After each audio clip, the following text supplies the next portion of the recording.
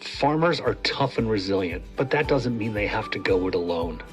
When the stressors of farm life get to be too much, everyone needs someone to talk to. The Farm Family Wellness Alliance provides access to free, anonymous mental health and well-being services. Access starts at Together All and is available to any farmer in the United States and their family members aged 16 or older. Learn more and get your free account set up today.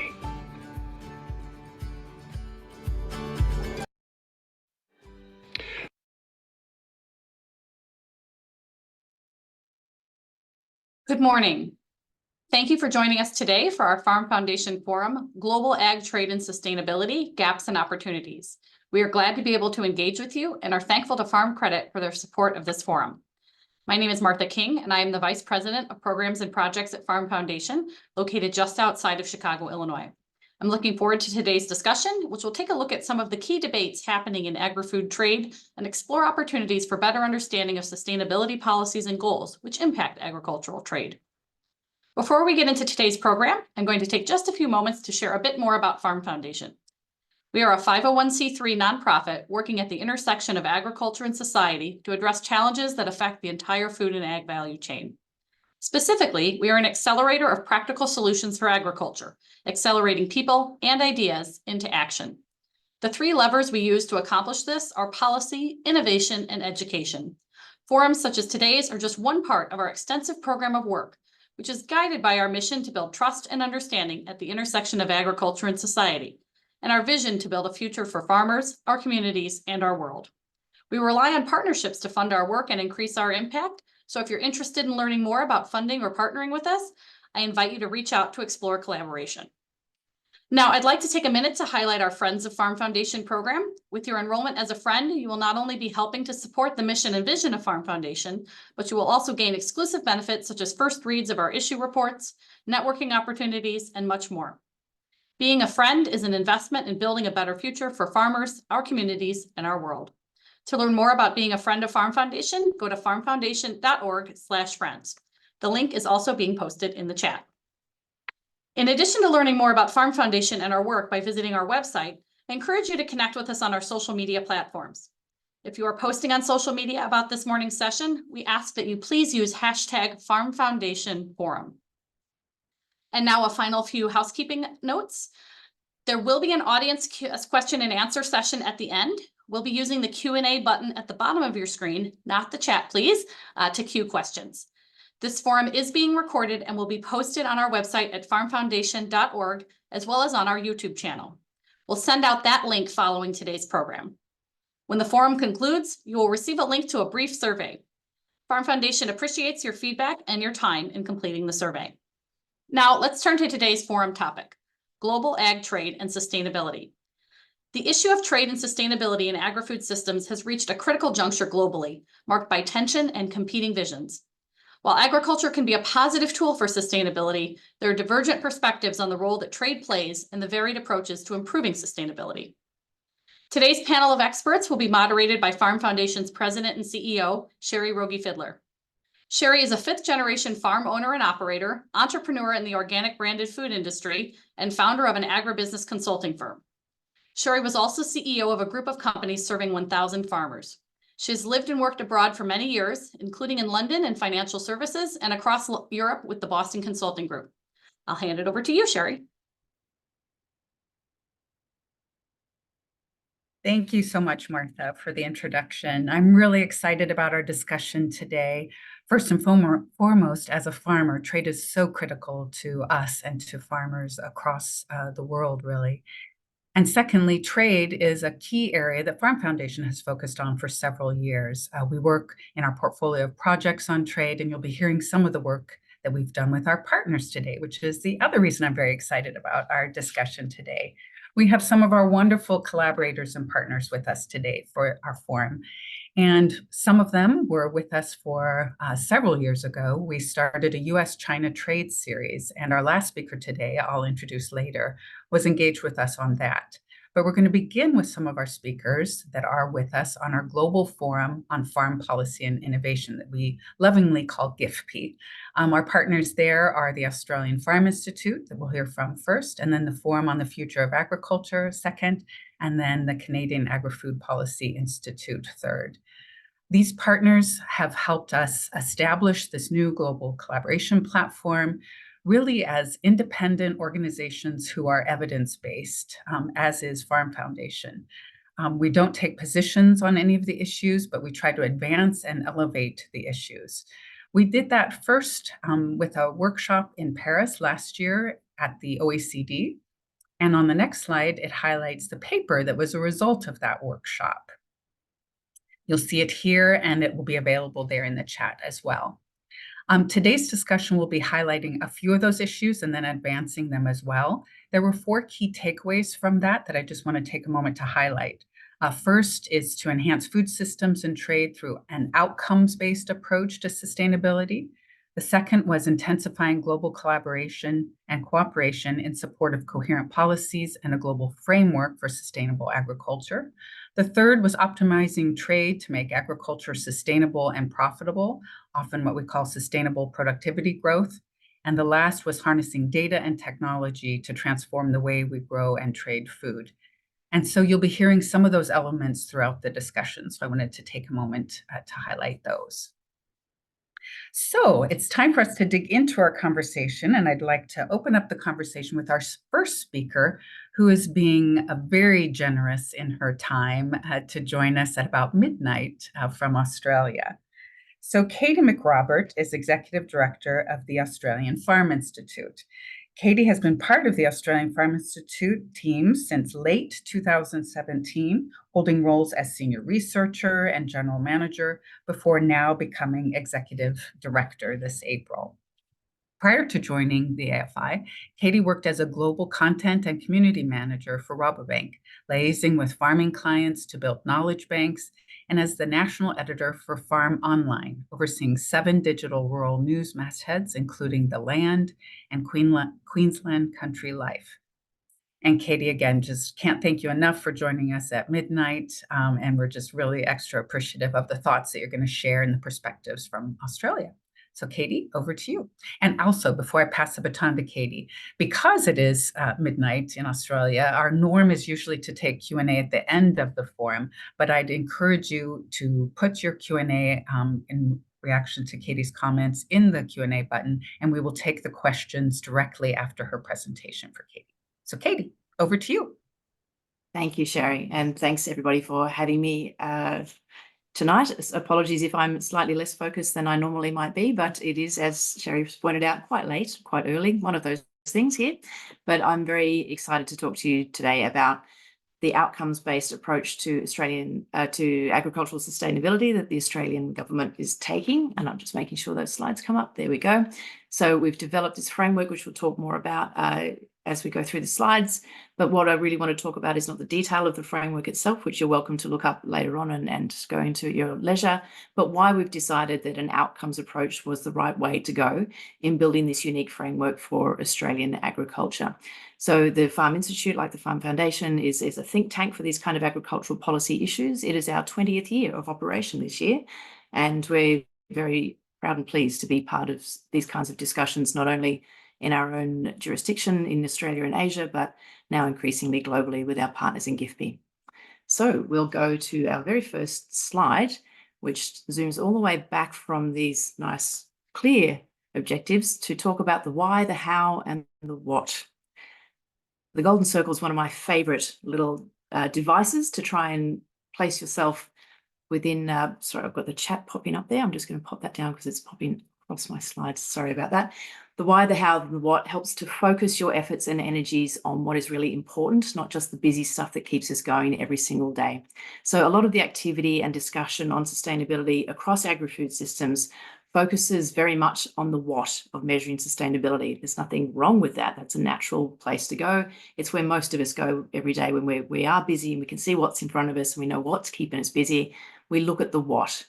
And a lot of the problems with that have come from different practices in different jurisdictions is that what can take you to focusing on prescribing certain activities rather than thinking about what those activities would lead to. So we're trying to take the outcomes approach is looking at the why or the purpose, what we want to get to.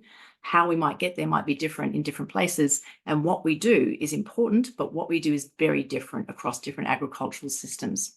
The other reason that the why, the how, and the what really matter is because what, again, is important, but it comes from that analytical part of your brain, whereas the how and the why, particularly the why, that really belongs to that trust or the behavior or the gut instinct where you make those sorts of decisions. That's where behavior and instinct live. And most of the choices that we make, while they feel rational, really they can be driven by that actual gut instinct response to important things. And when you come to a topic like agricultural sustainability, people can often find themselves at loggerheads when really they're talking about the same thing. So that's why we're trying to focus on outcomes-based approaches. So we'll go to the next slide. And this shows us, this slide here talks a little bit about those values-driven choices. So the why, the how, and the what. The why explains why people make decisions like buying designer handbags when a plastic bag would keep your keys off the ground just as effectively. It explains why people vote the way they do, even sometimes against their own rational view of any particular political topic. And it even explains to a degree why people continue to farm when there are arguably much easier ways to make a living. These things are rational on one level, but they are really values-driven choices. They speak to your identity. They speak to the kind of person that you think you are and that you see yourself as. And values-driven choices is what can bring us together in a lot of different ways. So next slide, please.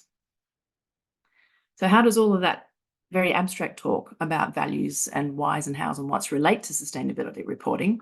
It's because, as all of these little pop-ups are showing you, it's a very, very complex space. It's really crowded. There's a lot of different trade-offs that can happen within sustainability reporting. There's so many different interconnections that can be very hard to articulate.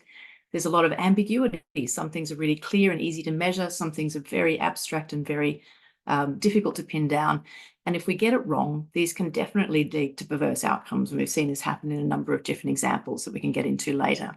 And when you're talking about a space that is so crowded in this way and has so many different little triggers and different little interdependencies, the analytical response to the problem can get overwhelmed. So what we found when we were researching, putting this framework together, is that the more we talked about the what we were doing and what we wanted to measure, the more confused people got and the less engaged they were with what we were trying to do. Basically, they were facing choice overload, decision fatigue. They weren't able to just make analytical and sensible choices because there were just too many things coming at them in different ways. So if we go to the next slide. We also found that sustainability was seen again and again as an add-on or an additional thing that people should do in order to, often what it was expressed to us as was to find a premium in the market or to get an advantage over a competitor. And it's really important that we emphasize here when we talk about sustainability for agriculture, we're not talking about market premiums. We're not talking about branding. We're not talking about marketing jargon. We're talking about the sustainability of a farming business into the future. It's about making sure that we're talking about profitability and productivity, as well as continued stewardship of resources. And I think that's what every farmer wants at heart. Next slide. So thinking about all the different capitals that go into farming was also really important for us in looking at the outcomes-focused approach, because, again, a lot of sustainability initiatives that we were seeing certainly in Australia and in our region were focused more on environmental sustainability, which is a very important part of farming, but it's not the only thing that makes farming work. Of course, when you're talking about a farming business, you've got your financial capital as well as your manufactured capital, your plants, your property and equipment. You have your human capital, absolutely vital for agriculture, and we often underestimate the importance of this, or we don't value it properly. You've got your social and relationship capital, because without that social license and without that interaction with your communities, you don't really have a license to operate. Intellectual capital is again undervalued in farming, and then natural capital is the one thing that underpins all of these. Without natural capital and with impacts or degradation to natural capital, we can't continue to farm. It's a system that we have to keep putting into in order to take things out of. So our response to this was to create a unique framework, the Australian Agricultural Sustainability Framework, which when we put it together a few years ago now, it's coming up to 3 years actually, it was the only country-specific all of agriculture framework in existence. Now, this is when we're talking about that why, how, and what model. This is a what, this is a thing. It's not actually a purpose. This is just a product or a way of doing things. And what it does is describe at a high level the principles and criteria that we think are really important for Australian agriculture to identify. It provides guidelines, noting that the context of Australian agriculture is that we are export dominated. We are very much reliant on our export and import relationships. So we've had a very clear eye on what the global markets expect of Australian agriculture, but this thing has been designed with a very clear eye firmly on the how of operations and the why or the purpose. Just going on to the next slide shows you that although we've got those very high level headlines there, and I know you can't read these words, they're too small, but each of those principles is actually a statement. It's a statement of an ideal state of being for agriculture. And then underneath the principles themselves, and we'll see this in some examples later, there are the criteria or conditions that you need to meet to reach those ideal states. So the next slide will show us a little bit of context. And this is why we think outcomes approaches are absolutely vital rather than prescribing practices, because the Australian Ag Sustainability Framework exists in this greater ecosystem. It is informed by global standards and global expectations, but is also informed by a whole suite of Australian sustainability frameworks and initiatives, best practice management frameworks, and other certification processes. We've got all our farmers who some participate in certifications and some don't. Some all comply with regulations pretty much in Australia. Regulation is very strong, but we don't have all of them signed up to particular frameworks, but they're all contributing in different ways. And some of those are through related work like natural resource management programs. So those are feeding into these industry frameworks or commodity-based frameworks like the Australian Beef Sustainability Framework. We have ones for wine, dairy, horticulture, fisheries. There are a lot of different commodity-focused frameworks in Australia already. And some people did ask us when we started putting this together, why did we need an all of ag framework if the commodities had already started developing their own? One of the reasons for that is that they were developing them in very, very different ways, and there was not a lot of consistency between the way they were describing sustainability, which made it very difficult for us to compare from a national point of view how we were doing as a country. It also made it very difficult for mixed farmers because, of course, we have a lot of cattle farmers or ranchers, I guess, from your terminology, who also grow grain. And if they have a different terminology for a grains framework than they do for beef, then it's hard for them to understand what sustainability actually means in that context. We were also looking at the ESG lens around all of these things as well. Sorry, just still back on the other one. Sorry, one more going back there. Sorry, Katie. This is tricky because I put so many animations in and Farm Foundation's trying very hard to try and anticipate what I'm about to say next. But talking as well about the ESG reporting landscape. So although this is a sustainability framework, it is not an ESG reporting tool. We wanted to make sure it was consistent with what people who are having to do ESG reports were looking for when they were putting those things together. And that's from the finance industry particularly. And that's, I didn't get a glass of water. I wish I had now. My apologies. It's important because we could see that the prescribed practices that were coming out of some other markets and being applied to Australian farmers were not at all helpful. They didn't relate to the practices that Australian farmers undertake. We just have very, very different systems, and I might mention some examples of those a bit later. So we absolutely thought that the shared values approach or the outcomes approach was the way that we needed to go. So now on to the next one. Thank you. So the purpose of this framework itself, this is a thing, but it has a purpose behind it. It has been described by many people as many different things. It's even been described by me as having different purposes at different times. But some of these things would be to communicate with people more effectively, to improve consumer confidence. This might be the purpose. It might be about creating social license or facilitating trade. It might be about improving capital. Those things are all very important parts of the framework, but they are not the purpose of the framework. All of those things in the little kind of bubbles around the side there, they are outcomes. of the framework. There are things that the framework can achieve, but the purpose of the framework, the why, the reason this exists, is to future-proof Australian agriculture. It's about helping our farmers keep an eye on what they need to do to make sure their business is successful in terms of reinvesting back into their natural capital, into their financial capital, into everything that makes that business work. So if we go to the next slide, I think we can then just have a bit of a deep dive. Is that what we're up to? Yeah, so if you click again, Katie, that should zoom us in on some of the principles themselves there. So having a look, we've got 17 principles at the highest level, and then underneath those, we've got 43 criteria mapped out.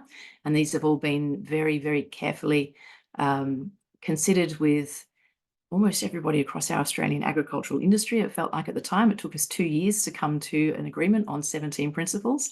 So you can be sure that we've thought about them very, very carefully.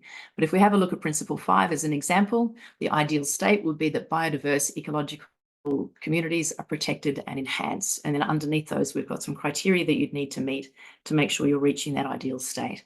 And then on the other side there, that very, very busy slide, which again, I know is difficult to see, but you can download all of this from the Farm Institute's website. I'll pop a link in the chat later on.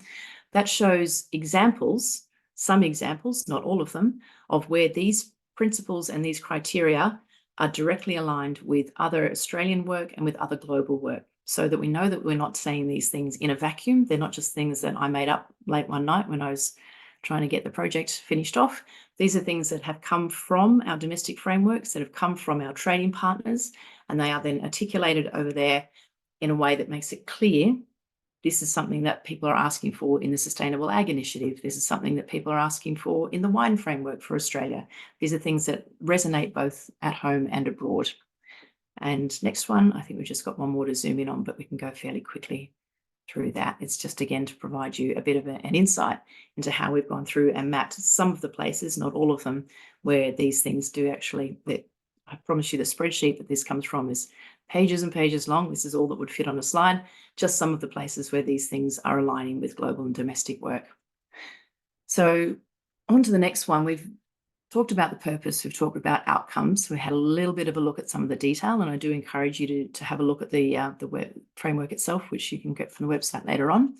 But zooming out to consider some of the primary drivers about why this was created, nested under the 3 key themes of the framework. So I mentioned ESG earlier, and the framework itself is built around an environmental stewardship and then people, animals and community, or an S or social aspect, as well as an economic resilience aspect, or a G for governance aspect.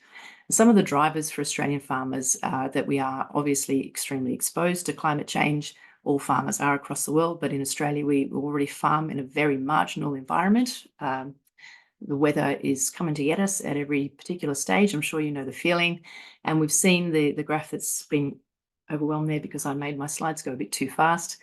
We've had research done just recently that has shown some fairly dramatic climate impacts on Australian productivity over the past 20 years, and is projected, of course, to be a lot worse if climate change is not halted very soon. That's the environmental stewardship driver, very clear. Under people, animals and community, or the social, we have a lot of different aspects across Australian agriculture, which I'm sure you'd probably find very similar in your own farming communities, that we have a lot of animal activism, a lot of animal welfare perceived issues, not so much animal welfare issues, because we've got very high standards of animal welfare, but we do have a very vocal portion of the community that's calling for changes in the way we farm animals. There's a lot of competition for land in Australia. It feels like we've got a lot of land. It's very extensive, our farming communities, but we have a lot of competition for carbon plantings, for renewable energy projects, and the decisions that have been made are not always beneficial to agriculture, and there's a lot of tension there as well. And like everybody else, we've got a lot of labour issues. Availability of labour for farming in Australia is a very big social issue. And then on the governance or economic resilience side, there's a number of different things, but the one that's coming at us like a freight train is that we've got mandatory ESG reporting coming into play from the 1st of July in Australia. And although that won't apply to every farming business in the country, because it's starting with the large enterprises and cascading down to the smaller ones over the coming years, it will apply to people throughout the supply chain who are connected to those larger enterprises, who then have to report on what their supply chain looks like. So that's a very big driver for us there. So those are some of the things pushing us to create this framework. And then almost the very last slide is just a reminder of why we've done it this way with an outcomes approach rather than talking about the measurements and the things that we are going to be putting in place in the next phase of work. This particular framework is about articulating shared values for the purpose of future-proofing Australian agriculture. That's its purpose, and all those other really important things like facilitating trade, improving communications, harmonising different frameworks. Those are really important outcomes of the work we're doing. And the reason we do this, the very last slide is just one I like to finish on because it makes me feel good, is because of farmers like these who are my neighbours, Jason and Nicole. This was this was the view I had a month ago when I was first putting these slides together. Apologies for my cough. Jason and Nicole are relatively small-scale farmers for Australia.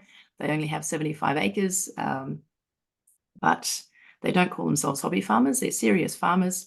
They've got some cattle, they've got some sheep, they have a few chooks, they cut a lot of hay. Both of them work off farm to make sure that they can keep the money coming in because the farm only just pays for itself and barely.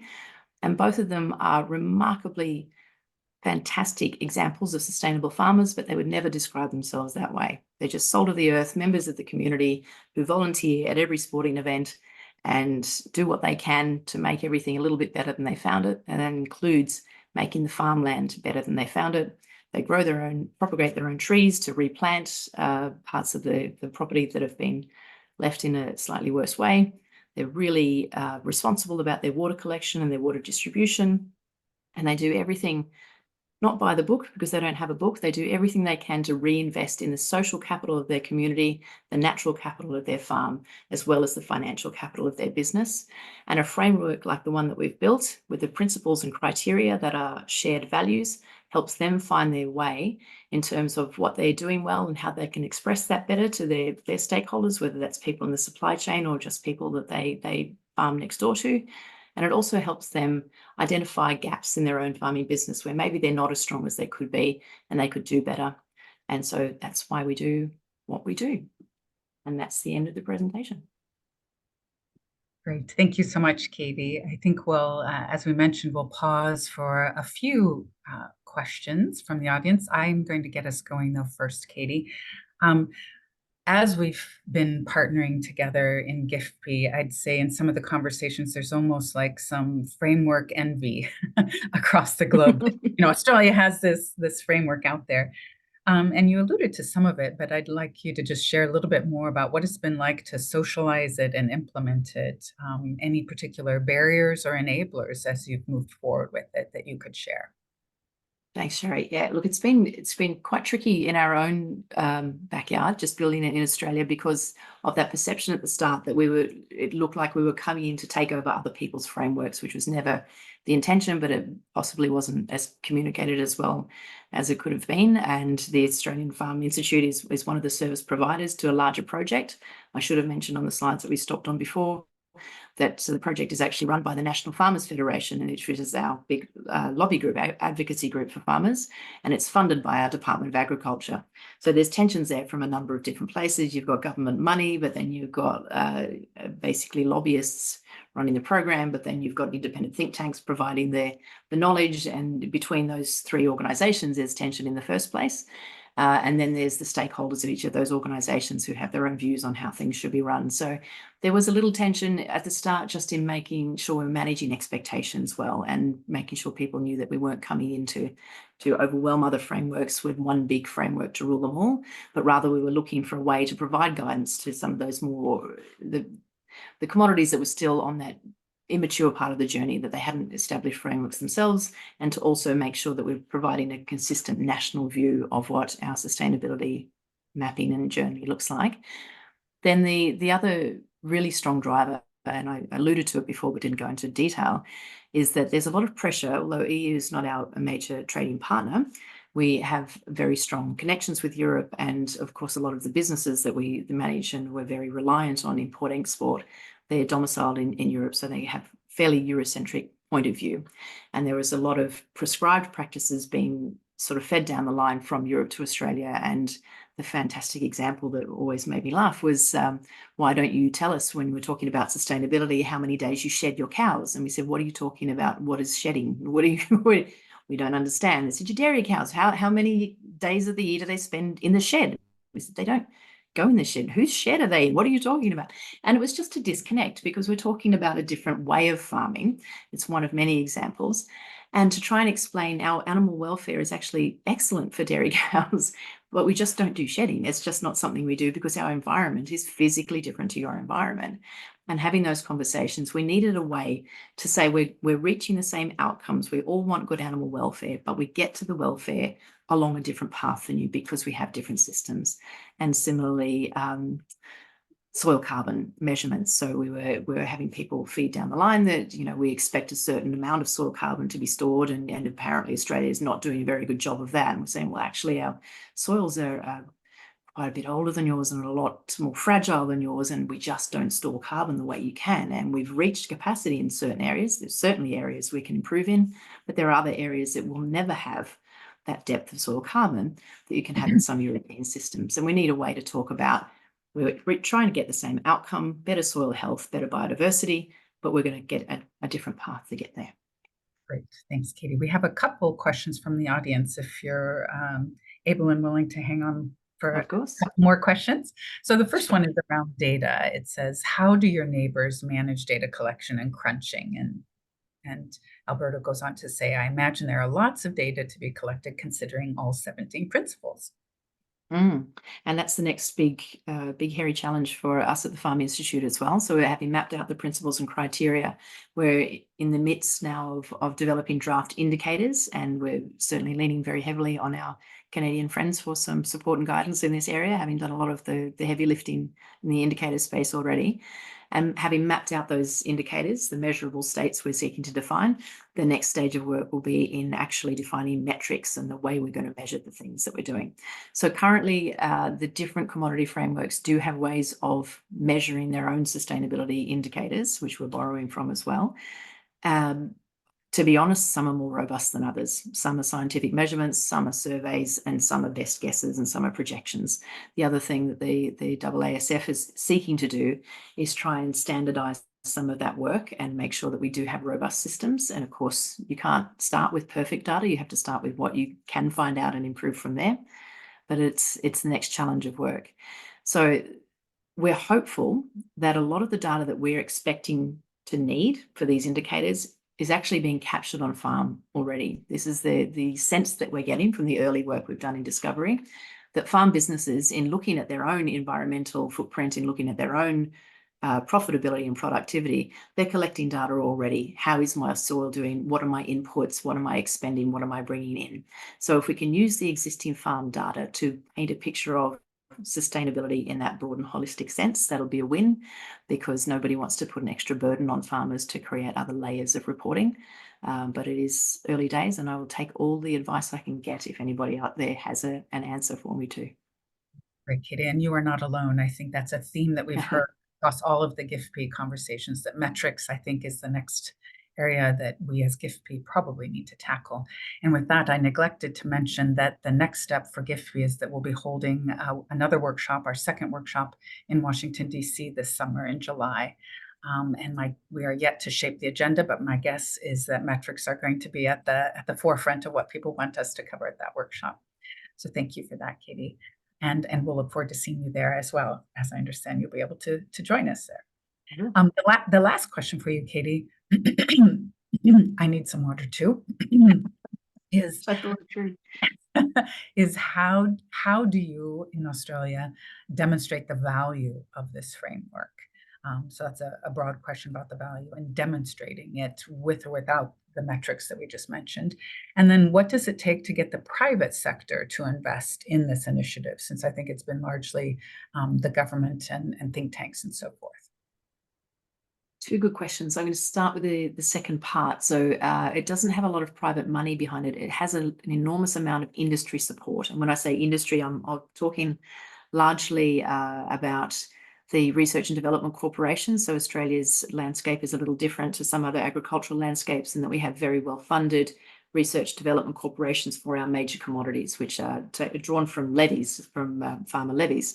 So, for example, we have Meat and Livestock Australia, which is quite a massive organisation, which does research development into issues for the red meat sector. Grains Research Development Corporation for the cropping sector, that sort of thing.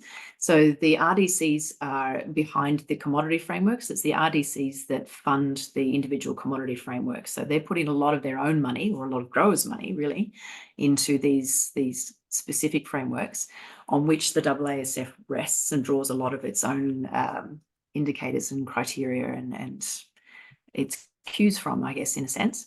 So although there's not direct private investment in the AASF itself, there is a lot of goodwill, and there's certainly support through the industry framework connections.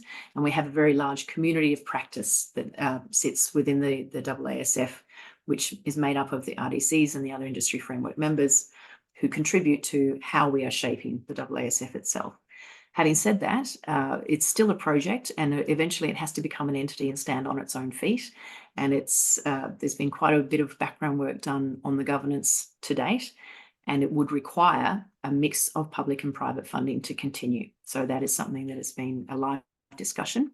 A lot of the larger agribusinesses are very interested in the work that we're doing, and they've certainly been very happy to take from it and use it in their own corporate reporting. So we're hoping that they will continue to support it financially as we go on as well.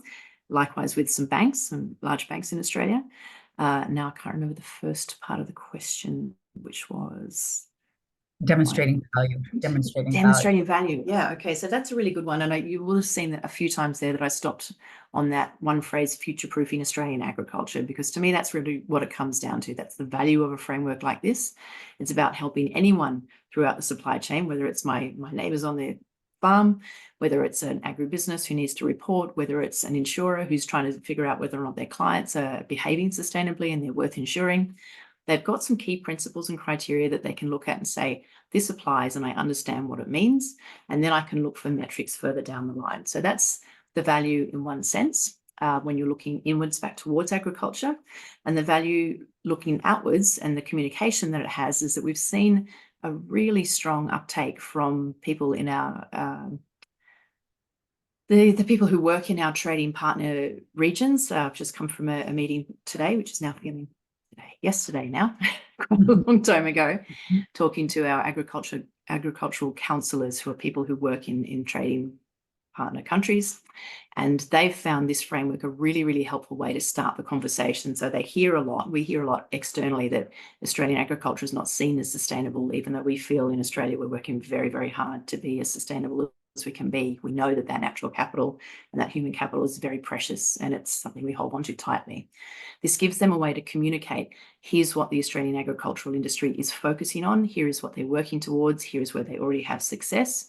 And because it highlights those shared values at a high level, people can pick the shared values that are most meaningful to them, follow that trail back down through and say, well, now I can see what the Australian beef industry is doing with this particular principle. Now I can see how the rice industry is managing water because this framework helped me follow the trail through water being used responsibly, through the criteria to what that particular industry is mapping out and doing. And our first draft reports, which will have exactly that, we'll have some examples of what different industries are doing, is due out in a month's time. So wish me luck getting that finished. Great. Thank you so much, Katie. And before we let you go, there was a comment in the chat. I would kind of read between the lines, encouraging either the Australian government or Australian Farm Institute to hire some folks to help advance the metrics, data collection and analysis. So with that, Katie, can't thank you enough for your ongoing partnership in GIFB and your contributions here today. So thank you so much, Katie. Thanks, Shari. Thanks, and everyone. Look forward to seeing you in DC. See you soon. Right, thanks, Katie. So next, we're going to hear from Mark Titterington. Mark has extensive international experience in sustainability and corporate affairs leadership roles in both listed and privately held companies and not-for-profit organizations. He is the co-founder and director of the Forum for the Future of Agriculture, that is our partner in GIFB. He also co-leads Indigo Agriculture's Sustainability Policy and Public Affairs team and is a senior fellow at the Transatlantic Policy Network. In addition, he's the host of the Food Systems podcast. So Mark, so happy to have you here with us today, and I'll hand it over to you. Thanks, Shari. Always great to be with you and join webinars like this. Continues our partnership together with the Farm Foundation. I mean, as you said at the top of the webinar, the initial focus of this global forum that we've established with you and our friends in Australia and Canada has been on that role that trade policy can play in the future of agriculture sustainability. And it's in that context that I really do appreciate the opportunity you've given me just to share a few thoughts on how I think the European Union has been approaching this question over the past few years. I mean, it's no surprise, I'm sure, to anybody that's following this today, that the EU does have a strong commitment to environmental stewardship, sustainable development, and climate action. And in that context has tried to take steps to reform global agriculture trade practices by leveraging its arguably substantial interest in the trade arena, and has used that to actively work to promote sustainability through its ag supply chains. If you go to the next slide, I think it's hard to, if not impossible, to understand the approach that the EU has taken to agriculture and trade without first understanding this thing called the Green Deal, a comprehensive action plan adopted by the European Union on sustainability and combating climate change. And it does try to take on some of those major challenges that we talk about: climate change, environmental pollution, resource depletion, and steer Europe towards what it believes to be a more sustainable future. It was presented by the Commission in 2019 and was endorsed by all 27 EU member states, with the objective of making Europe the first climate neutral continent by 2050, and also trying to align economic growth and sustainability. It was and undoubtedly is a bold and ambitious plan, which covers all the main sectors of the EU economy and has often been referred to as a kind of surrogate industrial policy for the European economy. If you go to the next slide, clearly of relevance to our conversation today is one of the key chapters, which was really on the farm to fork strategy, food and agriculture, which sets out to make food systems fair, healthy, and environmentally friendly. Those are the goals. It recognizes that food systems cannot be resilient to crises like the COVID pandemic or major conflicts like the one in Ukraine if they're not first sustainable. And it's for that reason that the Commission did try to join many stakeholders in arguing for the redesign of those food systems, which today for Europe account for nearly 1/3 of global GHG emissions, consume large amounts of natural resources.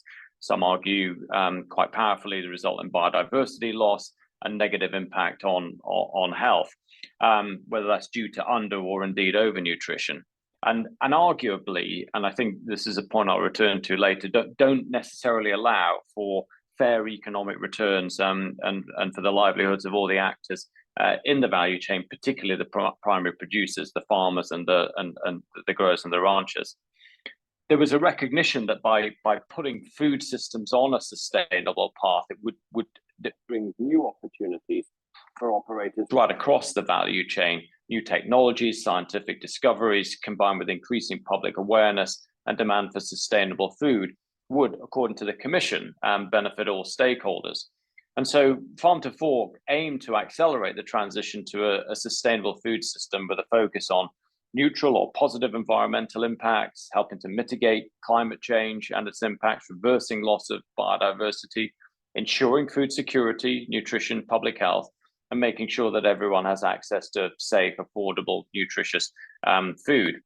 And preserving that affordability of food whilst generating fairer economic returns, fostering competitiveness in the EU economy and the supply sector, and crucial to our discussion today, promoting fair trade.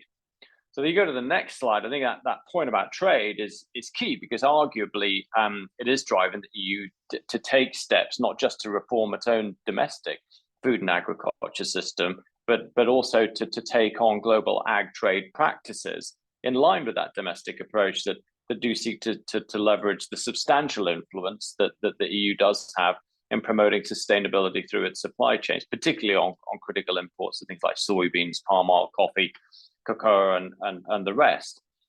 I think in that respect, the way I try and think about this, is worth noting that findings from the Helmholtz Center for Environmental Research in the University of Rostock, because I think this can help to build understanding what the EU might be trying to do in three particular areas, which probably is not unobvious to people that have followed this. The first is clearly to exert strategic leverage, and the influence, some would argue, that the EU has is most notably pronounced in its trade relationships with countries in the global south, where, again, some would argue that agricultural practices have led to deforestation, to biodiversity loss, to unsustainable farm practices, and that by using its influence, it can encourage more sustainable practices, particularly in nations like Brazil or Indonesia, for example, where you have soybean and palm oil production.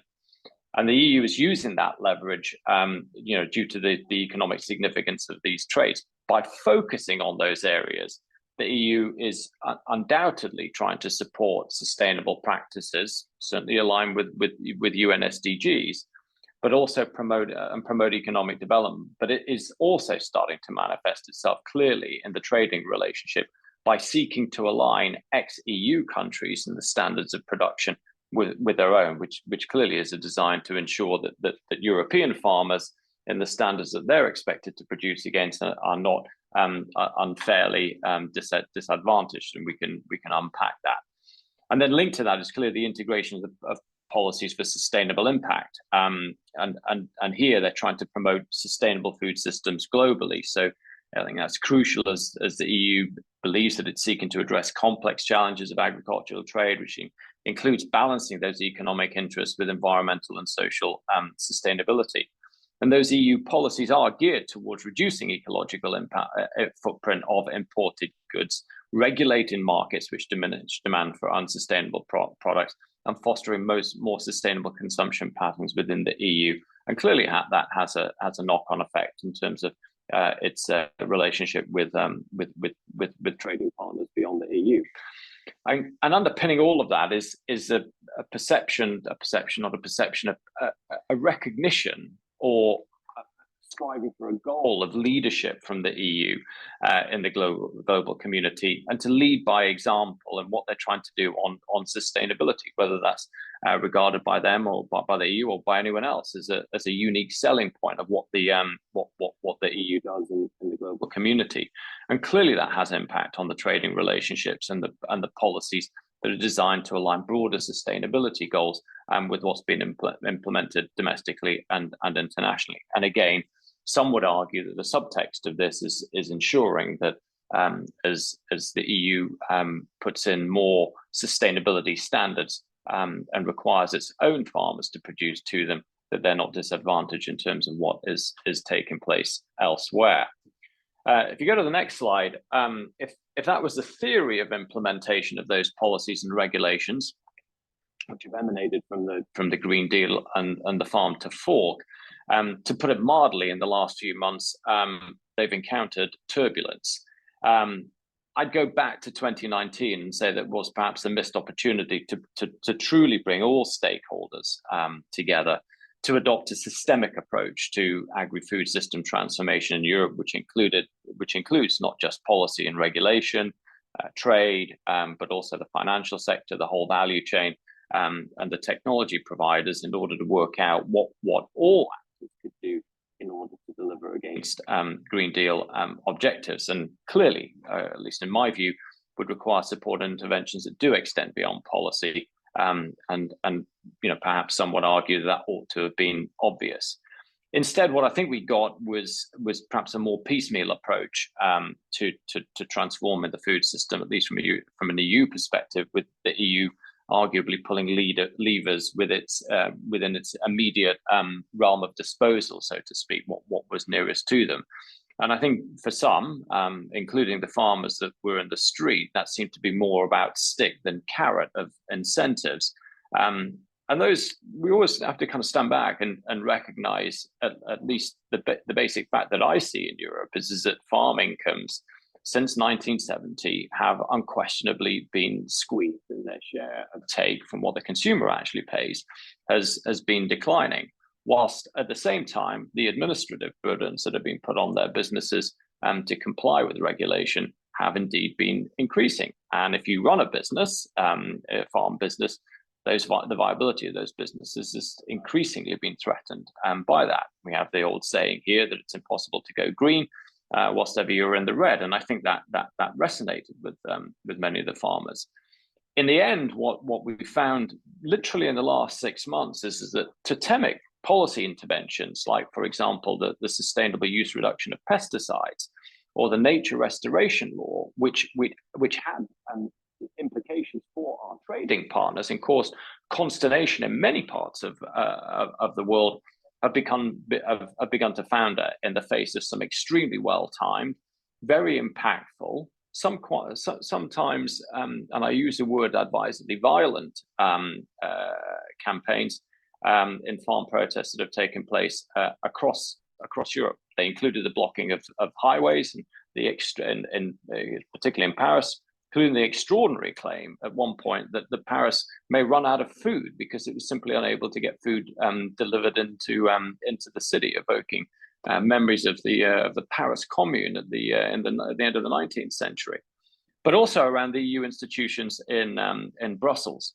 And so with farmers in the streets, the electoral prospects of some of the biggest political groups at the EU level undoubtedly began to suffer, which, if we go to the next slide, well anticipated, led to the strategic dialogue on agriculture announced by Commission President Ursula von der Leyen, who of course is about to stand for a second term of office later this year. In many ways, this has come to symbolize, rightly or wrongly, I make no judgment, a review of the whole Green Deal package, as an increasing number of voices have begun to question the impact of climate and environmental action on the economic competitiveness of Europe. And one could argue that for agriculture, one could possibly argue that for agriculture, this is a little bit akin to shutting the barn door after the horse has bolted, and perhaps should have been the first step all the way back in 2019, rather than now at the end of the current Commission mandate. Go to the next slide. Of course, the cynic in me, which of course I'm not a cynic, might say that the strategic dialogue is simply an attempt to respond to those farm protests and show action has been taken before Europeans vote in the European parliamentary elections, which take place next month. The results of those elections, I think, will be key, not just for the makeup of the European Parliament, but have a strong and significant impact on the leadership of the Commission, and also the shape of the legislative agenda that will follow. And whilst I would always say that these days one should always be very careful about forecasting the outcome of elections, if I had to guess, I'd assume that the parties of the centre-right will probably strengthen their position. Those parties have taken really the side of the farmer in the last six months or so. But whether or not they strengthen in a way that will be significant enough to drive through their agenda is probably open to question. So to conclude, I'd say that there is now a debate well underway about both the future of the Green Deal and the farm to fork strategy, and by implication, what that might mean for policies that impact on climate, environment, agriculture, and specifically the relationship to the EU's trade agenda. I think the best I can say, Shari, at this time is watch this space and the elections closely. It will be a year of real change, I think, in Europe, as indeed it is elsewhere. I'm very happy to take any questions on some or all of that. Thank you. Great. Thank you so much, Mark. And we'll look forward to having some Q&A time with you towards the end. It has been a delight to be with you in Europe during many of these important discussions. And as you know, I've also been there for some of the protests, which as a farmer and American was a new thing to me to experience. So very important time with the elections, and I'm sure we'll come back to that since that is a theme around the globe in terms of the implications for trade policy after the election. So thank you, Mark, and we'll be back soon with some more Q&A. So next, we're going to turn to Tyler McCann.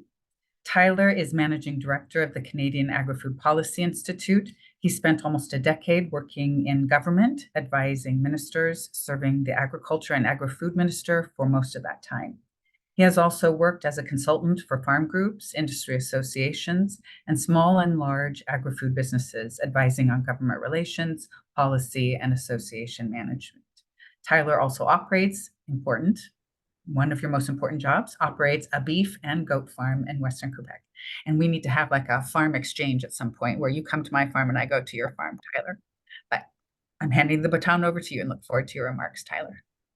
Great. Thank you, Shari. And it is, I think, this great kind of common cause amongst many of us in GIFP and in the positions that we sit around the world, that we do have this either direct or very close relationship to agriculture and food. And I want to thank you, Shari, and your team at the Farm Foundation for the invitation to be here with you today, and for the ongoing work and collaboration that we all have together in GIFP. And I do think that so much of what we do is very common. I think we often think about the differences in agriculture around the world, but really I think what brings us together in GIFP is the similarities that we all have, and the reality that the issues that matter to agriculture, to farmers, food processors, and others in Canada or the United States or Australia and Europe are very similar. And I want to start, if you go to the next slide, at really at a 60,000 foot level, and I think it's really important to understand and to recognize and not lose sight of so much of what we run into today in policy making and politics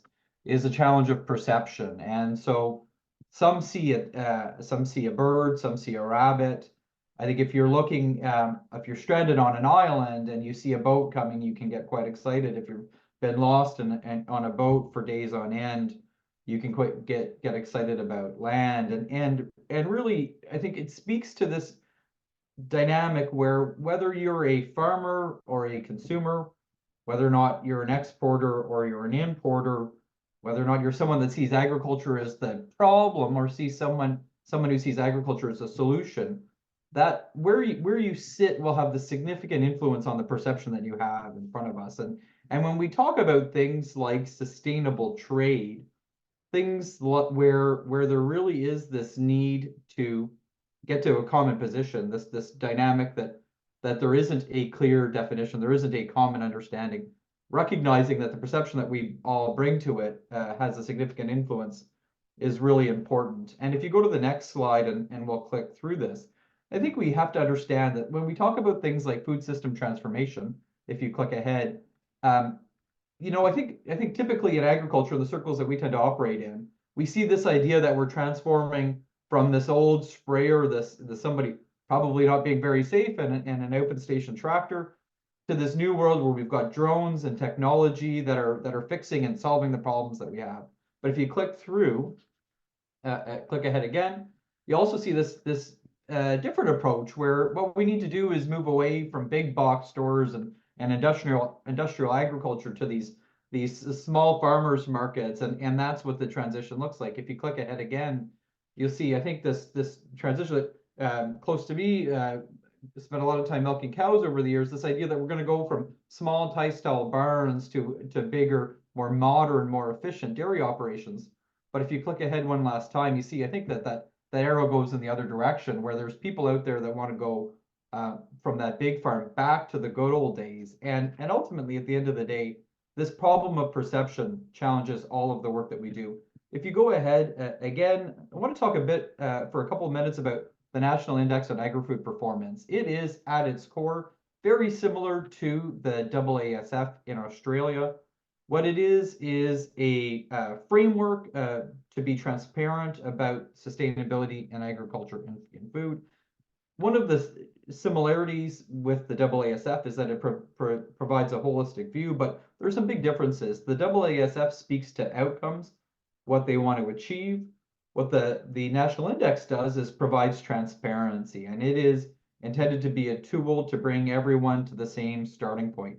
It tries to overcome that perception issue, and it was a collaborative process with 140 partners sitting around the table saying, how do we all agree? Can we all agree on how we define and measure sustainability in agriculture and food? It doesn't speak to where we want to go. That's part of the process that we're working to, but speaks to where we are today. And when we have these challenges with perception, that ability to get a large number of partners all on the same at the same starting point and saying, this is where we are today, is an important part going forward. Again, I just want to underline 140 plus partners working together on this. I think that is the greatest asset of the National Index, and really speaks to an important challenge that we often have in agriculture and food. If you go to the next slide, though, I think one of the bigger dynamics is that if we want to have a very comprehensive view of sustainability, if we want to be able to speak to typically what we refer to as the three pillars of sustainability: economic, environment, and social. The index has broken it down into four. It requires a comprehensive view. So in the index today, we have 4 blocks broken down into 20 indicators with 130 metrics that are being used. And that speaks to the breadth, the impact that agriculture and food has, but also the challenge of trying to develop frameworks that are meaningful for us truly assessing the full sustainability of the system. And so, when you look at any one of these specific metrics that are here, I'll use carbon as an example, it can be tough in and of itself getting global agreement around how do we measure, how do we look at how we define carbon, let alone getting how do we look and define in a meaningful way this broad definition of sustainability. And certainly if you want to, we have had our own journey that we've gone through in Canada to bring everyone to the same page, but getting to that, taking it from this level to a holistic view is its own challenge, let alone how do you translate that into global policy. If you go to the next slide, I want to speak to the context inside Canada from a policy perspective, using a report that came out at the beginning of May from our Commissioner of the Environment, effectively similar to the Government Accountability Office in the United States, looking at how Agriculture and Agri-Food Canada has done mitigating emissions.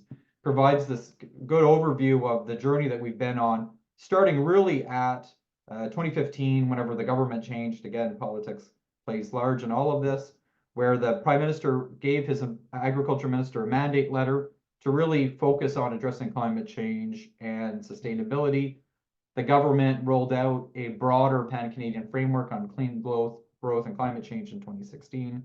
That was taken a step further with a more detailed plan in 2020 that set out at the time what became a very controversial target of reducing emissions from fertilizer by 30% between 2020 and 2030. The government has taken steps further, has rolled out significant funding, announced significant investments in the 2021 budget. But Shari talked about having framework envy. I think that we'll also have strategy envy. Not that I would want the farm to fork strategy. I think that we all recognize that there are some challenges, but I think in Canada, what we saw is, in the agriculture context, a lot of investment and a lot of action before we saw the strategy. And we haven't got to the point yet where we're connecting that all together. And we saw a fertilizer target out on its own. We saw significant investments out on its own without something to tie it all together. The government's working on that now. They are developing a sustainable agriculture strategy, but we're not there yet. If you go to the next slide, we'll look at just some of the findings and the recommendations, because I think it speaks to the challenges that we've had in Canada, but the challenges that we have around the world. So the commissioner spoke to the fact that Canada doesn't have that strategy. The government's working on it. Spoke to the fact that the department had limited results and poor measurement. And that is a challenge that we all face, that we just have this dynamic where it is hard to get an active and accurate measurement of the outcomes from agriculture sustainability. It's tough for anyone to do it. But I think if you look at the recommendations that are here, these are recommendations that probably speak to where many of us around the world are at, right? We need to have a meaningful strategy behind it.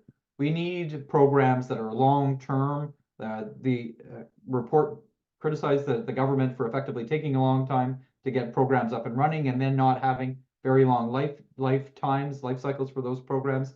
This is not something that we change overnight. We need to see longer-term commitments from a policy perspective to get outcomes at the end of the day. I just want to speak to one last thing here. So we often think in Canada that we're about 10 times smaller than the US. And so there's the simple rule of 10 in everything that we do that we need to look at if we want to be competitive, our programs need to be about 10 times smaller than the US programs. The report put together this $1.6 billion in spending. These are multi-year spendings. So that should put us about $15 billion if we were being competitive. But I think if you look at US conservation programming alone, only one piece of this puzzle, that's about $30 billion. And so I think something that we're realizing increasingly is that we need to be competitive. If you go to the next slide, I just want to take a minute to talk about the carbon tax. This is a very critical issue, a very controversial issue in Canadian agriculture. As the government says, the reality at the end of the day is that direct emissions from agriculture, about 97% of them are exempt. This really only applies effectively today to grain drying and barn heating, recognizing that it also applies to the rest of the value chain. So the inputs that a farmer deals with, the processing sector, the transportation sector, they all have to struggle with it. But if you click ahead, you'll see that this has become quite a challenging dynamic. And it has really, I think, colored the broader debate and dialogue around sustainability. I think on both sides, we have this reality where the government has not been willing, has not made the efforts to find common ground. It's been a challenge, but farmers have also become very focused on trying to deal with this. It is interesting, and it's got a direct connection to the trade environment, because one of the arguments for leaving the carbon tax in place is that if there ever is a border carbon adjustment on agriculture, the carbon tax provides an easy way to deal with that equivalency at the end of the day. Just quickly on the next slide, it is worth acknowledging that not all food is equal, and we like to tell this story from a Canadian context, because I think if you look at the different analysis that's done, we've got on one side different feedstocks for biodiesel. On the other side, you've got the footprint of beef. Maybe hard to find Canada in both of those columns, but I can tell you we perform pretty well. And so I like to often say that we should be one of the big beneficiaries of a global framework on sustainable trade. If you go to the next slide, it is worth also acknowledging that trade is increasingly important, but the reality is we have a small or increasingly smaller number of countries that are major exporters and a larger number of countries that are major importers, and the share of the production around the world that's being traded is increasing. And if you go to the next slide, I want to look at just two tables that we've produced internally that I think tell quite a story. The top is production in different regions around the world. The bottom is net trade.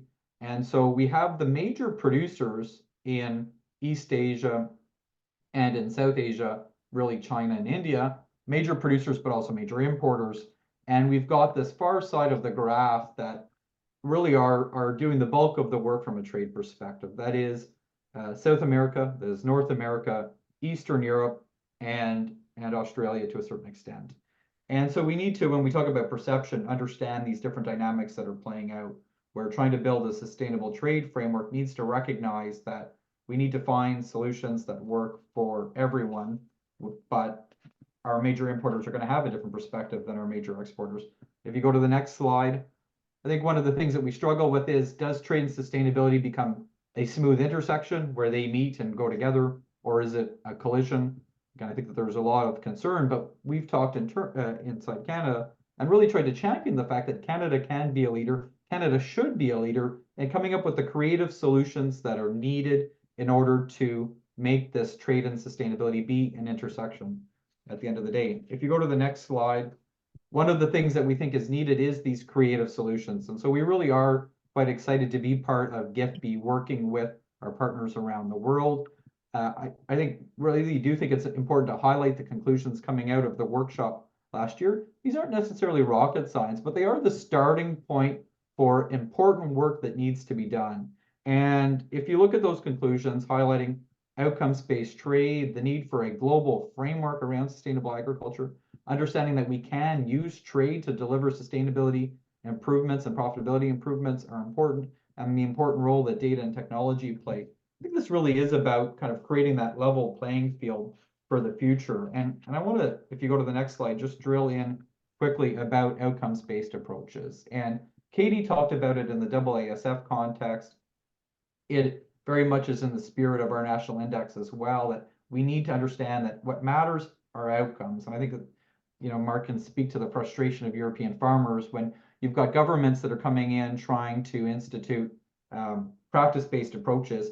It doesn't capture the desire where we need to go at the end of the day. So I've highlighted out of our report that we released where we are recognizing that there's room to go and room to improve.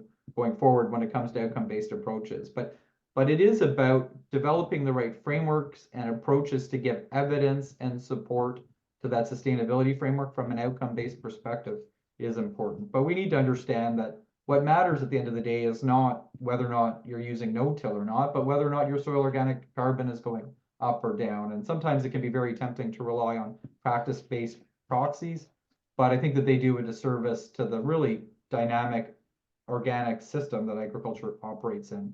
And so if you go to the last slide, I went to artificial intelligence to try and get it to help me illustrate what does the path forward look like. And so I see trade and sustainability as this wicked problem.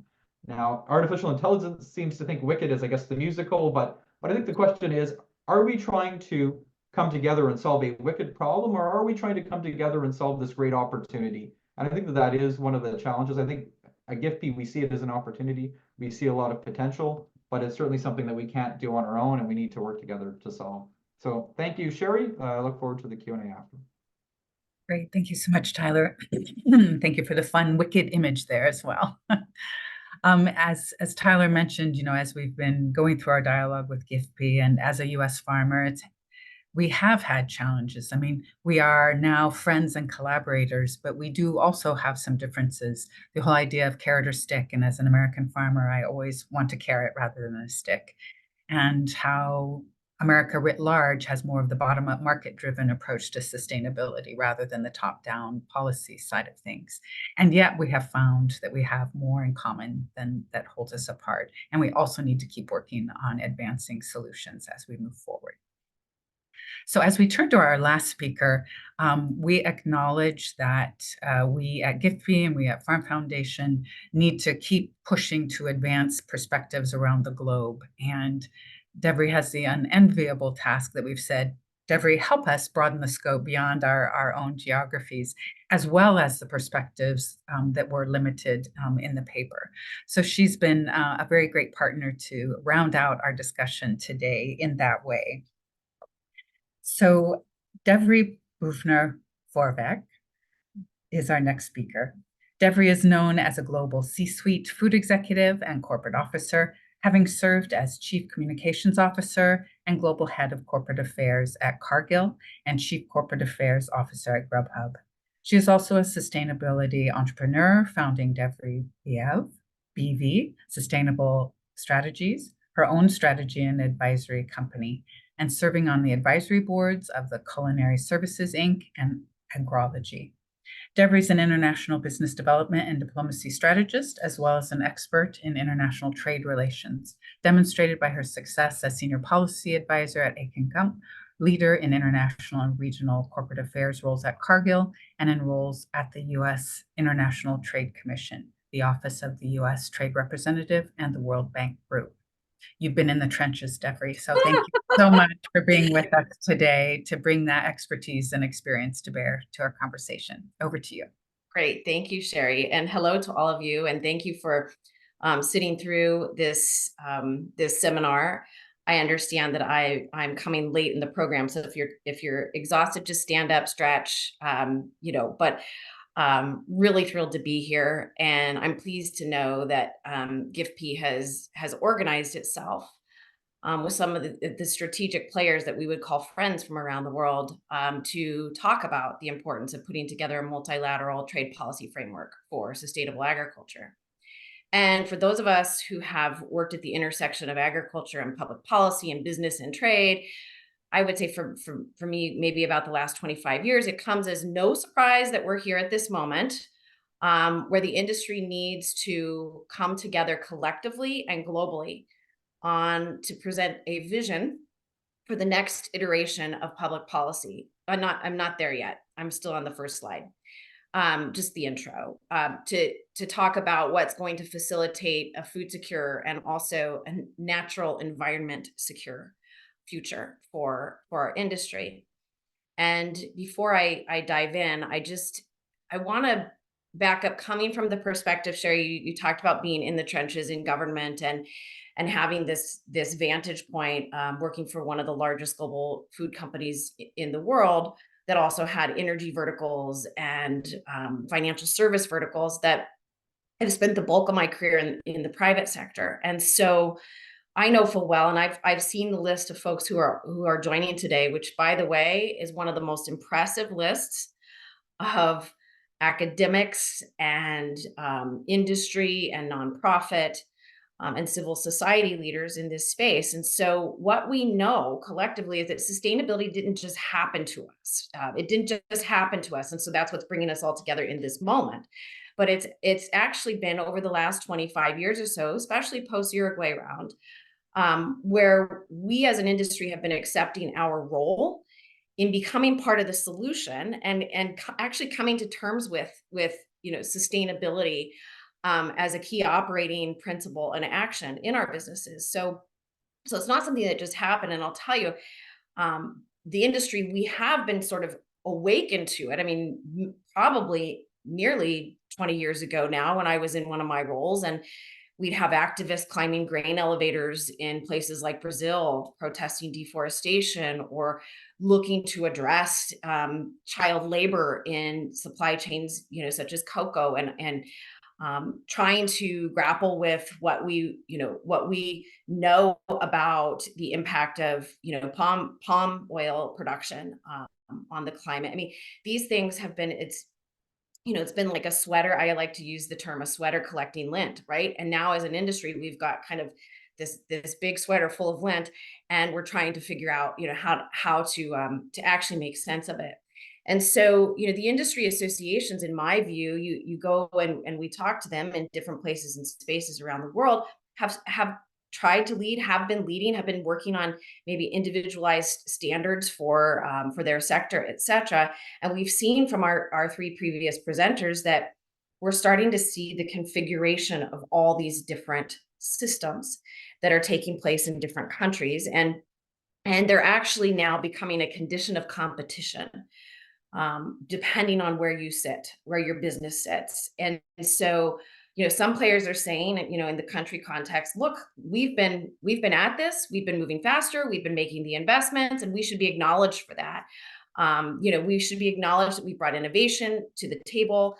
A good example I can give is U.S. sustainable soy, taking a look and saying, how do we position ourselves vis-a-vis other players in the market?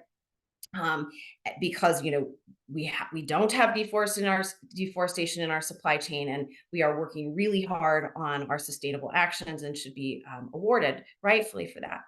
So what we're seeing are now these scaled up systems that are coming into play, and all of this is swirling at a time when investors and lenders and insurance companies are all asking, small farmers, whatever size farmers, and small and mid-sized businesses and large businesses to be more transparent about their actions in business. And where we come in at DevryBV, and why I'm talking about truth and synergy and accountability, is that while I've had a global lens at this, the company that I founded 5 years ago is now doing the blocking and tackling at very local levels around the world, helping the businesses, especially those that are in the middle expected or on the front end, like the farmers, trying to figure out how do we actually adapt and not only address the issues that are coming at us right now and maintain our business continuity, but and it's not only about just business continuity and surviving, it's about transcending all of those regulations that are coming, all of those pressures that are coming from the marketplace and from government, and transcending that so that they can have a thriving and long-term sustainable business. So it's hard work. I'm going to go through a few points here, and it is a slog. And what I want to say is I did review the list of participants, and I want to say it's right for us to all slog through this together. We've been through this before in many iterations of many different types of issues, food safety being one, for example, where we know the answer is to come together as an international community and find ways to address those areas where we see conflict, but also opportunity. And so it's really important, especially when we've got other actors where you say they're just not going to play by the rules. Actors like Russia, who essentially tampered with our global food system and our rules-based system in a way that will take a long time to repair in a breadbasket that is Ukraine. Or now we're looking especially at 25 countries across Africa who sit on potential to contribute to the long-term solution of sustainable food production, but are in a chronic position of aid and not trade. So with that, let's get to the next slide, and I'll give you my perspective on how we approach this so that it'll set context. Because what we see in this paper here, and I've got it all scribbled up and written, and I recommend, sorry, I just froze there for a second, but I recommend you all, if I move too fast, I freeze. So I'm gonna have to sit still and talk. But I recommend you all take a look at it and scribble it with your ideas and thoughts, because when I went through that, I just thought, gee, it's a really great starting point and it's hitting on all the right points. But the key for all of us as we move forward together is to do what we call at our company the ground truth, okay?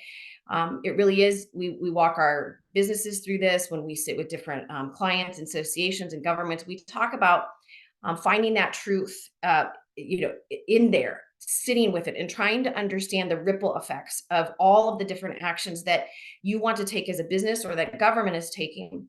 And so when we back up and we look at what's happening worldwide, we're seeing subsidies come out, the door in subsidies that are supporting climate friendly, actions and advancing on, more sustainable, maybe some regenerative ag practices, et cetera.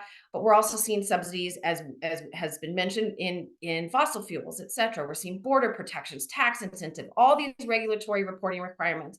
We're looking at emission standards, and I'll go through a few of those. And so what I want to challenge all of us to do is back up and say, look, there are no hidden protections. We all know it. And I know one of my former professors was on the call. And he says I'm no longer a research economist because I've kind of strayed, but I sit with this book of James Houck, that I used in undergrad and grad school to remind myself that we all know what our trade distorting and non-trade distorting practices, what are protectionist. And so we need to be able to look in the mirror and acknowledge that we may be advocating for some of those for whatever reason, or we may be advocating against those. But we need to take the long-term view and not just the view in the moment about, what's the right public policy to apply. The long-term view means we transcend not this generation, but toward the next generation. Next slide. So as we seek, face, and follow the truth, as to what are the answers here, one of those being what's laid out in the paper, which is to come together internationally. I'm just giving you 4 high-level conversation points. I'm certainly not going to be able to address everything, but maybe add a puzzle piece to the conversation this morning. 1, we're going to take a trip down memory lane. 2, we're going to talk about the spaghetti pot, not the bowl that's overflowing. 3, offset. One size fits all does not work for small and mid-sized enterprises. And then I'll end on measurement, and then the market. Next slide. So a trip down memory lane. I too used DALL-E and generative AI to make some of my photos here. And this is what came up when I said, hey, remember the blue box, the green box, the yellow box, and the red box?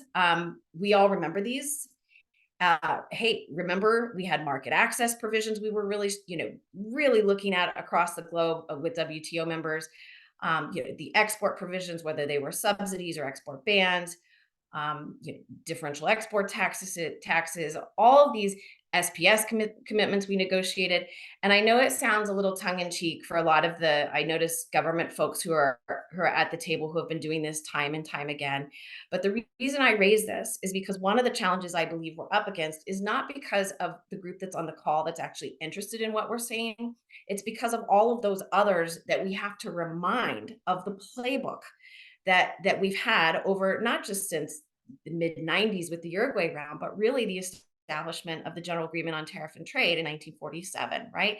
And it's very difficult in this climate to bring people up to speed on why trade matters and how that fits in with the broader climate agenda and the sustainability agenda. If it's difficult if we're not all coming from the same space. And so one of the things that I think is really important is for us to remind ourselves that trade education cannot be lost. Private sector used trade education a lot during Uruguay round, and even trying to get our license to operate through many different trade agreements. Let's not forget, just because many of us are educated on remembering that the rigor that went into to actually putting these agreements together and getting the trade rules to a point that we thought was right, and the compliance features and all of that. Let us not forget that others don't know it or understand it. And so for example, the Marrakesh Agreement, like, this is not just coming out of the blue when we say we want to converge and actually talk about how trade and environment come together. Next slide. The Marrakesh Agreement actually calls it out, and it's, sorry if it's a little too small to see, but I pulled this, out of the first paragraph of the agreement, and focus in on that bold component. We're seeking both to protect and preserve the environment, and to enhance the means for doing so in a manner consistent with the respective needs and concerns at different levels of economic development. So we've all committed to that, in the sense of all, meaning those who at least committed to the formation of the WTO and the last global trade round we were able to achieve. And this dates back to put the environment and our impact on the environment at the center of our discussions, and also to acknowledge the people side, which is that there are different levels and different stratifications of economic development and different needs. So next slide. So with that, going down the trip down memory lane and understanding it's all of our roles to bring people up to speed on why it matters. The next point is the spaghetti pot is overflowing. And I remember when I was in graduate school at Cornell, Jagdish Bhagwati came to speak, and I was just so enthralled with this notion of the spaghetti bowl of all these different free trade agreements. And the case was being made as to why we needed to kind of come together. And the answer is because we use this term, the rising tide lifts all boats, but really at the end of the day, it's in every economy's own selfish interest to figure out how we work together in the long run. And so this is a spaghetti pot that I've put together, taking it from the bowl, saying, you know what, we're not just dealing with these trade agreements. I did try through AI to ask them to turn some of those spaghetti noodles green, and it didn't turn out well. So this is what you get. So imagine these are trade agreements and different sort of climate commitments and everything all stewing, the different standards in the different regions and different countries. And it's now overflowing. And the question becomes, what do we do with this plethora of uncoordinated subsidies, tax breaks, and some of them coming from very good intention, right? The three, Canada, Australia, and Mark, your presentation on what's happening in Europe, they're coming from, good intention to be able to have a lasting, a lasting society and sustainable industry. But at the same time, we've got some work to do globally. Next slide. So this is a map of the world. I've been asked to kind of very quickly hit on what's happening, across the globe. And I actually credit Minister Jenny Cameron, or Chief Transformation Officer Jenny Cameron from the Ministry of Primary Industries in New Zealand. She presented this on LinkedIn recently, and I thought, gee, this is a really good representation of what's happening in terms of different countries implementing. This is reporting requirements. This isn't subsidies or climate smart grants or anything. This is the reporting requirements that would look more like ESG reporting, but at the national level, some transparency around the climate disclosures. And so I use this to show that there are certain places and spaces that are doing it from a private sector standpoint. Industry is being, picked away in different ways in these countries, and you'll see some gaps. Africa, and there are some nations in Africa that are starting to do it. Some in South America.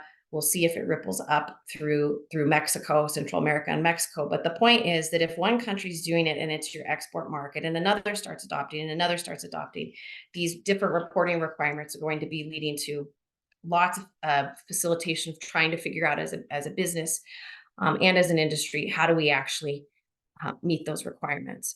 So last year, just as an aside, I was asked to keynote the Rural Ag Conference in New Zealand. And it was a remarkable experience, because when I arrived about this spring last year, I met with the government, I met with the industry, I toured the farms. I got a very good sense that there was a lot of tension in the system because of the emission trading scheme that had just gone in. And I could hear it. And as an outsider, it's almost like you can hear it from all sides, and you can see, as Trevor said, the opportunity in the middle. And what I said to the Kiwis is, first of all, I've never seen a Kiwi back down from a really hard problem. But second of all, you're like in a scrum like rugby, and your head's down instead of lifting your head up to see where the opportunity is to position New Zealand. And New Zealand, as we recall, was one of maybe it was difficult, but they were a country that stepped into transition their state-owned enterprises into private industry, that actually gave up their export subsidies and their domestic subsidies. And so now they are also looking and leading. And they were one of the first countries to put in the emission trading scheme, which made it kind of difficult and challenging. So next slide. I've just dumped a few examples here to say, okay, this is coming at us, it's colliding. The paper reaches the exact right conclusion up in the left-hand corner. And I've tried to put the links here to the different places I found them on the sites, but you've got sort of this carbon border adjustment, very definitive process that the European Commission has put forward, which means, get your pencils, get your calculators, figure out where all your data is in different Excel sheets. And actually, if you plan to export, now agriculture is not set, as Mark said, not specific yet, but fertilizer is on there and other industrial products. But you can see the way that this is headed, because a lot of those products are inputs.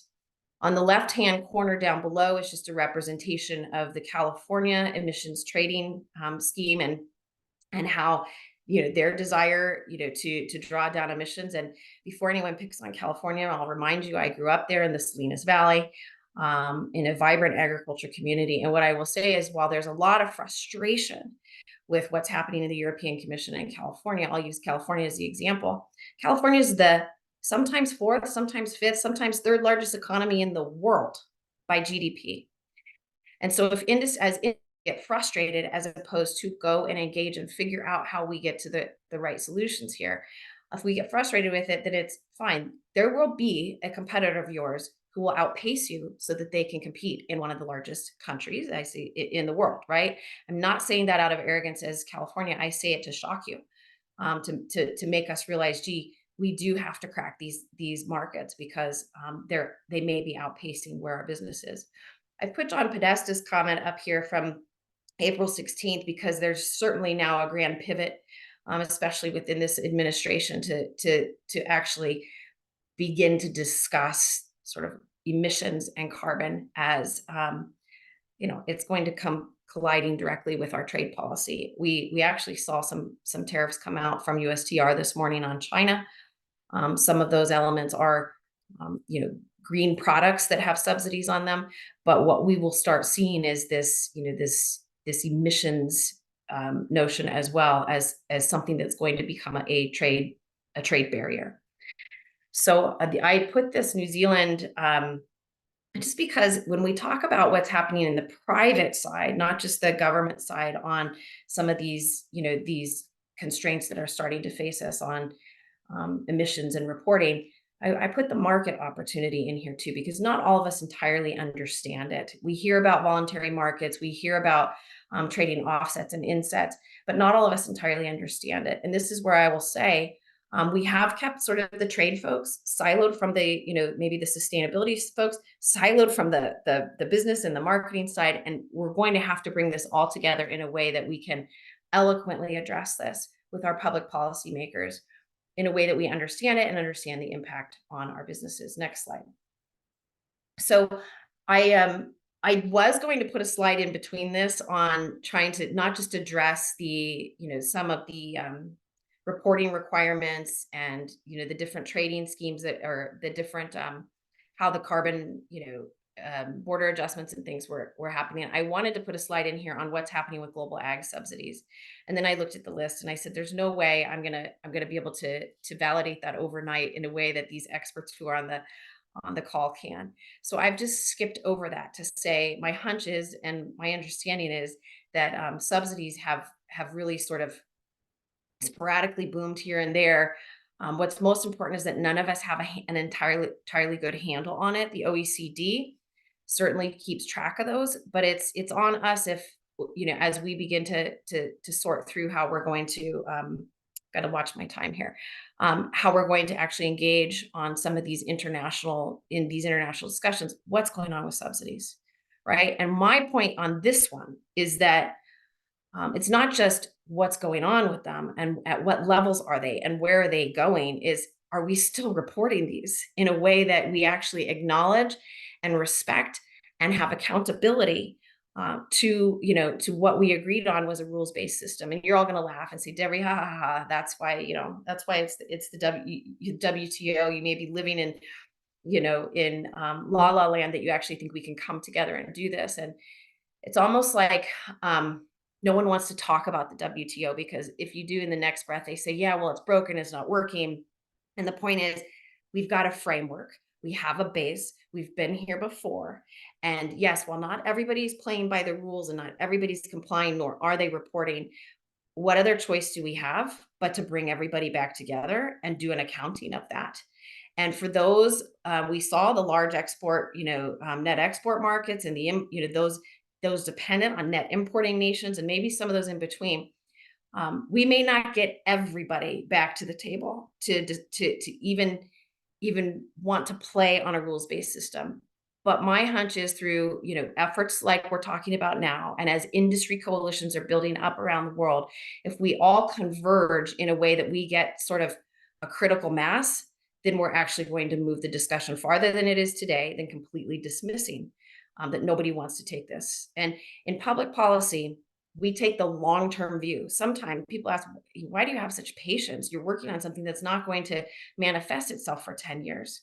Well, that's what we do, right? That's what we do, is we set out with intention. So maybe 10 years from now, we'll be back at a place where we have self-corrected and we've brought together the puzzle pieces of trade and sustainability.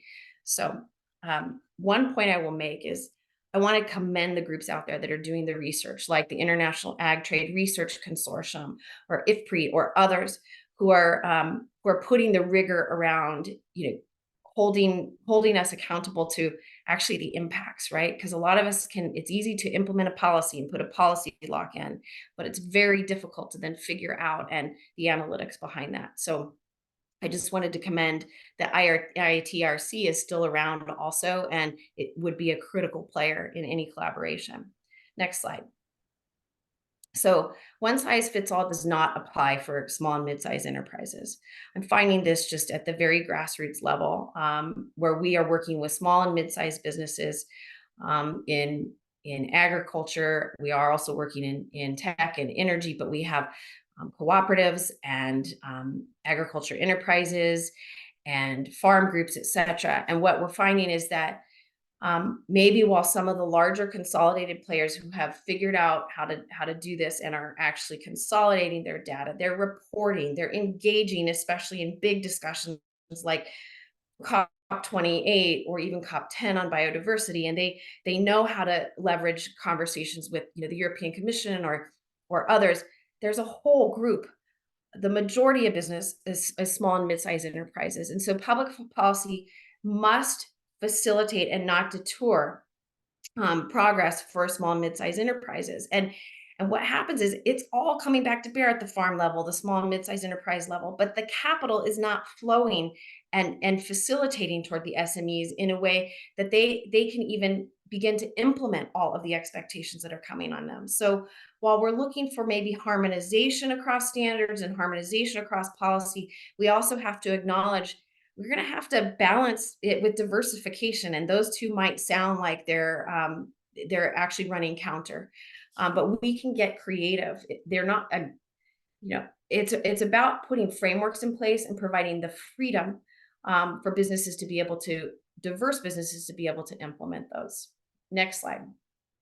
So this is an example, just doubling down on some data around the role and the critical role of the small and mid-sized enterprises. I'm not telling you all anything that you don't already know. I'm just putting this front and center for us to remind ourselves, especially in the context of these global trade agreements. When we were working on the Uruguay round, for example, we categorized countries into developed, developing, and least developed countries. What we also need to be thinking about now is, a parallel categorization for, small, micro, small, mid-size, almost large and large players, these private players, because while we're categorizing countries, we're also forgetting the way that the industry is constructed and the orientation of that. Next slide. And so this is a great example. And I stand up on my, my soapbox on this a lot. We're all sitting here as experts in the food and ag space, and we're solving for big issues like food security and nutrition security, and we're all doing it as an industry. But the challenge is that we are grossly, capital is not flowing for the climate side of things to our industry. It's flowing to other places and spaces. And so my soapbox is, we cannot leave this issue of a sustainable food system only to the food industry.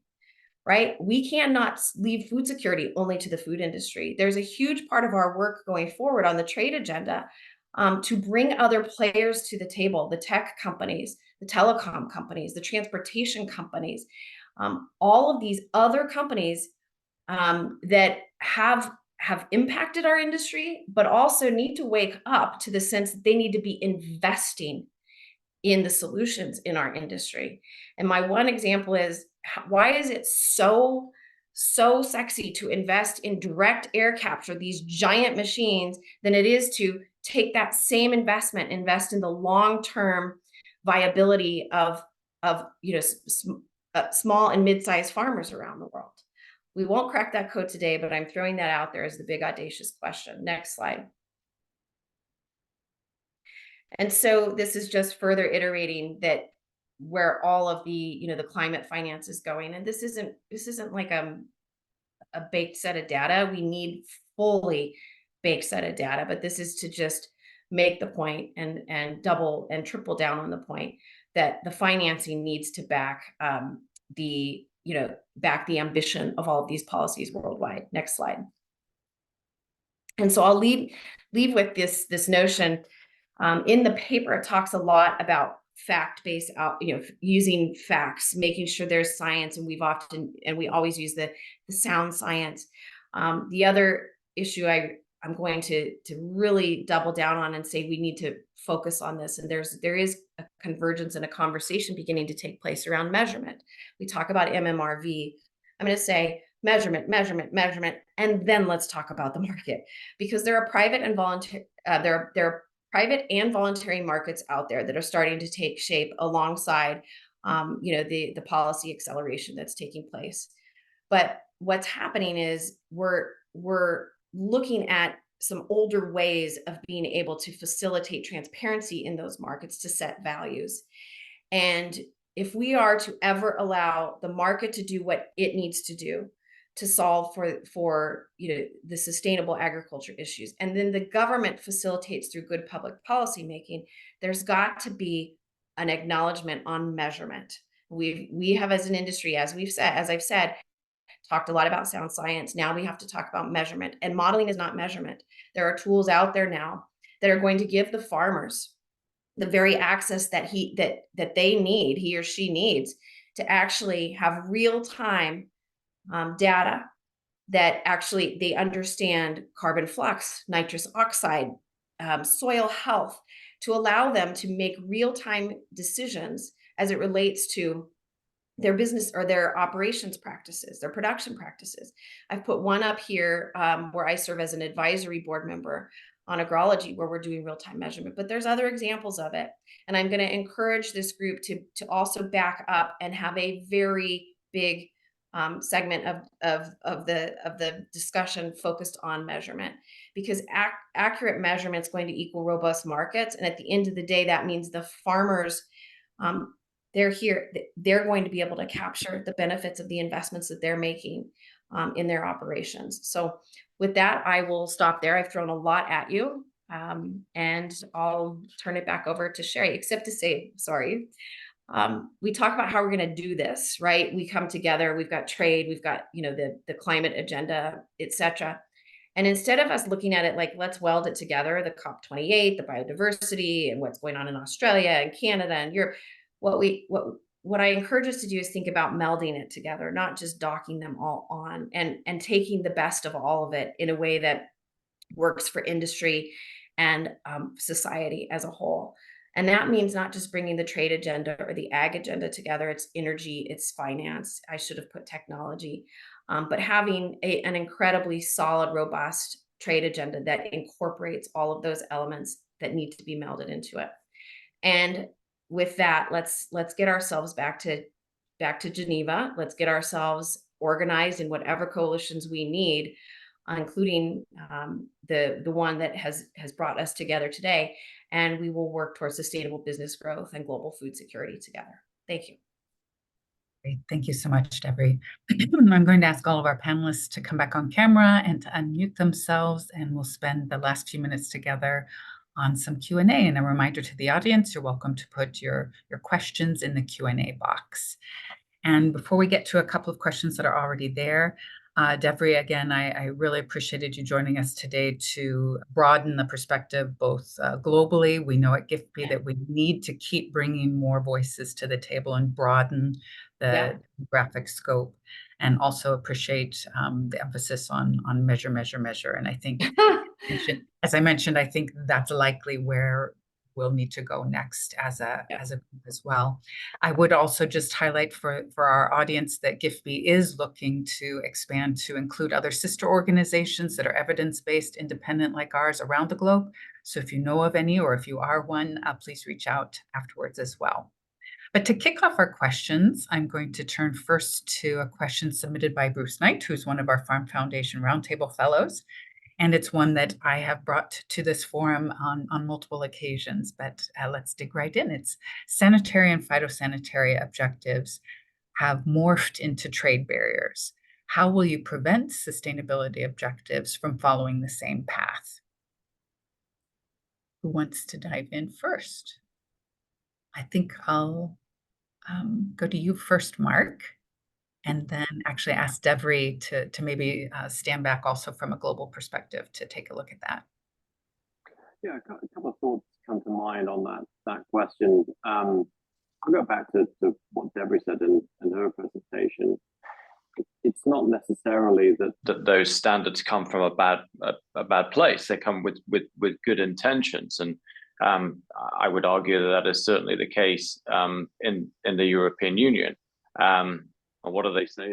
The road to hell is paved with good intentions, and some of those, in terms of the way that they were set up and have been implemented, clearly have led to those kind of to potential trade barriers. I kind of come back really to what I've said in this and in other forums and in the past, that for me, that focus on outcomes is what we need to concentrate on. It's in the paper. And it's also been about context specific. So if the Europeans want to use this pesticide or that pesticide, or similarly with a fertilizer, or they want to restrict it, then that's up to them in terms of the outcome that they're trying to drive at. But if your outcome is improving soil health or another sustainability metric, how the US or how Australia or Latin America might get there, including the use of those restricted tools, surely ought to be up to those people in those jurisdictions. So I don't know whether it holds, but that focus on outcomes for me is one way that you would begin to get around that. Of course, it then does lead to those questions about whether or not your farmers in one jurisdiction are put at a disadvantage because others in another jurisdiction are being allowed to use them. But that again then is a response that's required from the domestic market that is implemented those challenges. Just a few thoughts, Shari. Great. Thank you, Mark. And in fact, I think I'm going to walk back what I said in terms of letting more than one person answer the questions, because I think we've got several questions and not that much time left to go. But I know certainly in our conversations, in our gatherings, organic versus non-organic, the use of glyphosate, the use of plastics in the produce, single-use plastics in the produce sector, and even in soil health, the use of cover crops everywhere. Those are some of the issues that have certainly come up in our year or two of conversations as challenges that we have to overcome, and why many are pointing to the outcomes-based, as you mentioned, instead of the practices. I'm going to go ahead to a second question that's in the Q&A here from one of our board members, Steve Coulter. Do you have a lot of feedback or concerns from farmers in developed countries that they are bearing a lot of weight to make small marginal improvements when they look at other areas notably behind their practices? Another way to ask this is if you could spend the next $1 million on any project globally to make the largest environmental impact, where would it be and what would the impact be? Any volunteers to dive into that one? Yeah, Shari, I'll take a crack at it, just to say, again, I think that's something that we struggle with a lot in the Canadian context. And we've, I think, got this growing body of evidence. I spoke to some of it earlier about how our sustainability and our carbon footprint, for example, compares to farmers in other parts of the world. And I think we get some that struggle with, why are we striving to make more progress when there's others that have a lot more room for improvement, and their progress would probably be a lot easier. I do think that that's why we need to find that approach to an outcome-based standard that kind of bridges that gap and puts us all on a level playing field. When it comes to the next $1 million on environmental impact, I really think it depends on, but I think you've got to look at how do we improve the productivity and the efficiency of some of the world's least productive and least sustainable farmers, and how do we shrink the footprint of the ground that they're using to produce food on. I think that's really where that money should be directed at. Thank you, Tyler. Devry?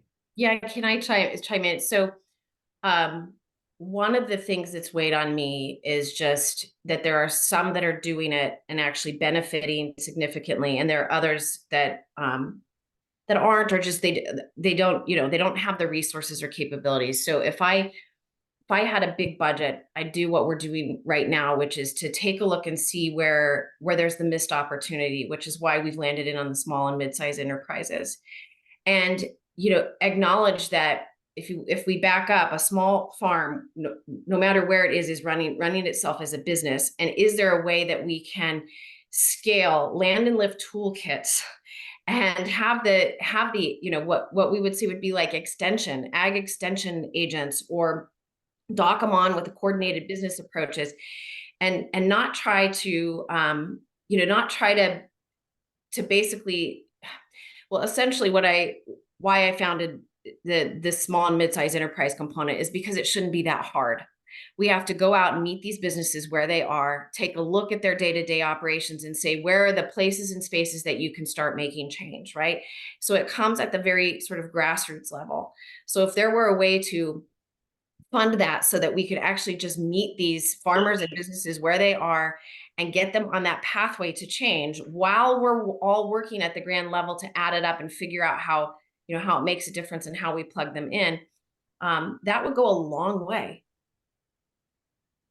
Mark, was that a hand? Yes, go for it. It was, yes, waving in the in the blur. I mean, look, you said at the beginning, quite rightly, Shari, I tend to wear two hats. One is for the forum and for the transparency.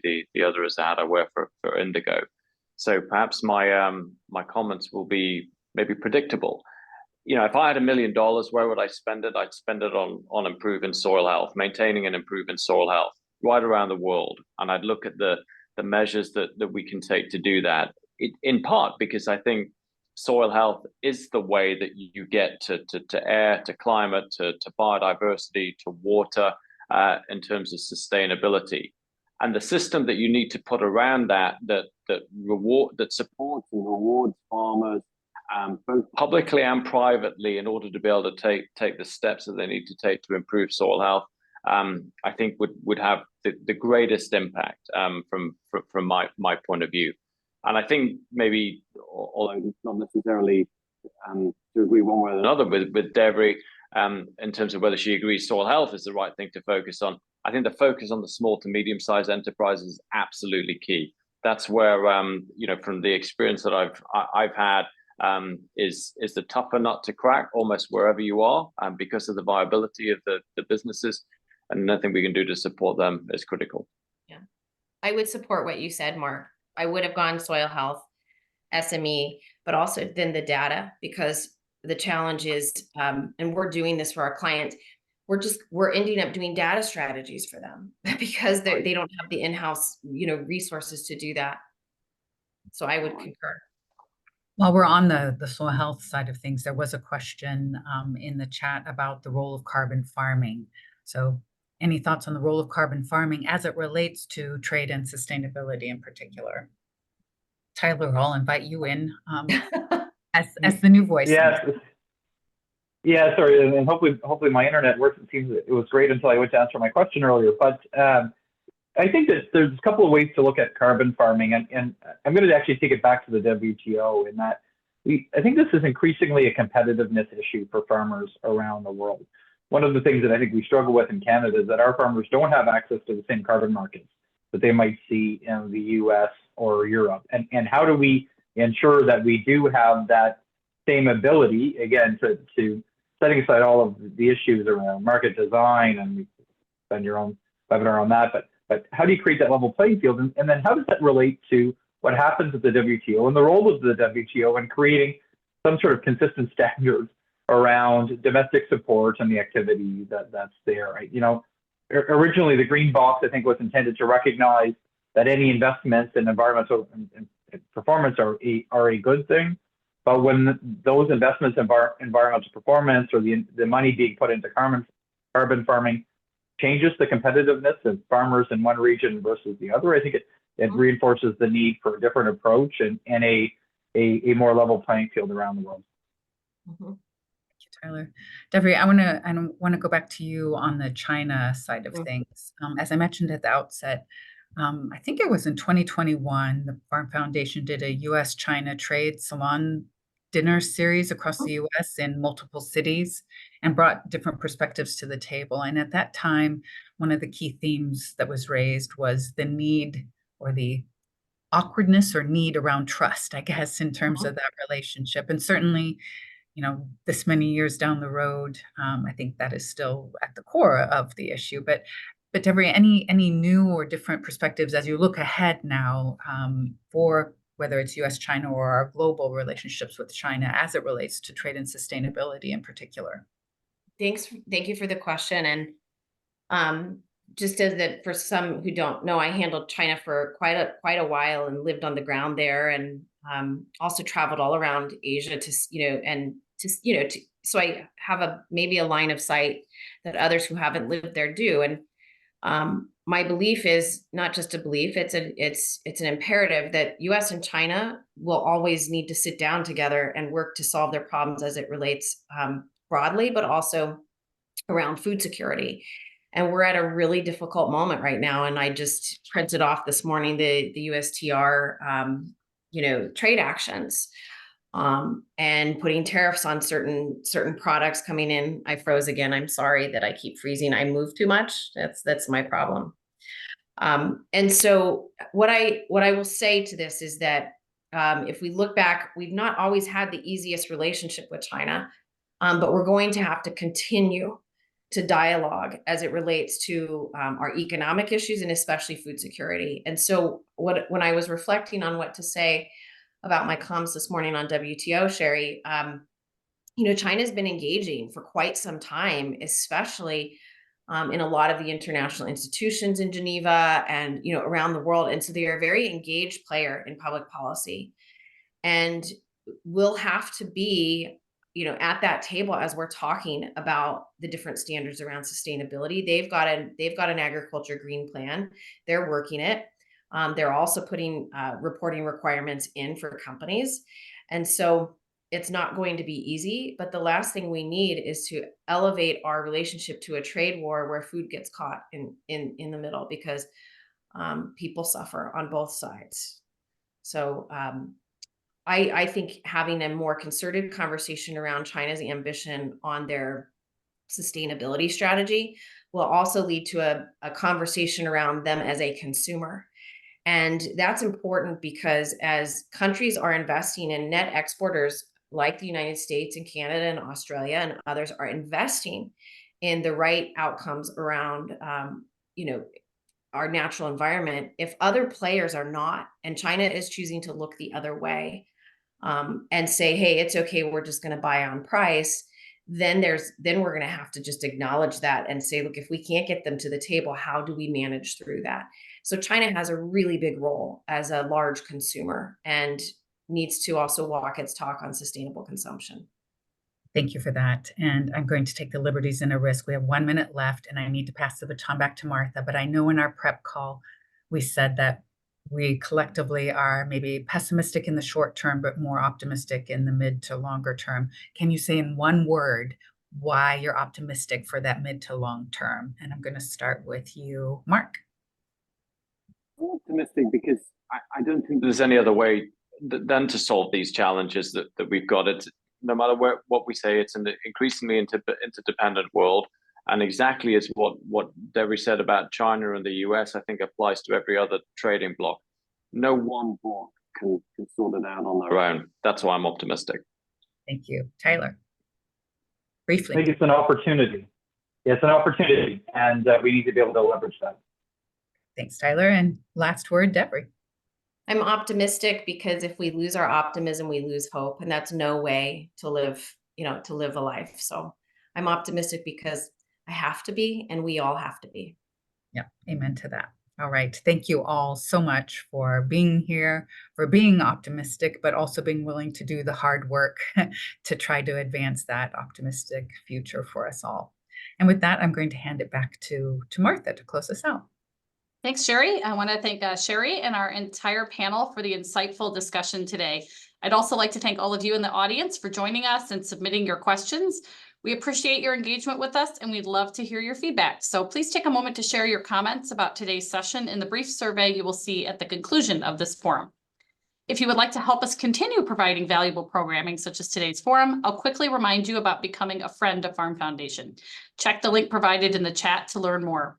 Each and every gift to Farm Foundation strengthens our ability to address rapidly evolving issues impacting agriculture, the food system, and rural communities, and we are so grateful for your support. We will have another event coming up on May 21st that I wanted to mention. The Farm Family Wellness Alliance is hosting a webinar to share more information on Togetherall, a valuable national mental health resource available to farm families across the United States, as well as other services available through the platform. This webinar is open to all organizations, associations, and individuals involved in agriculture who want to learn more about supporting American farm family well-being. Farm Foundation is a founding member of the Farm Family Wellness Alliance. We'll share a registration link in the survey email you'll receive shortly. Thank you once again for joining us today. We will now conclude the forum.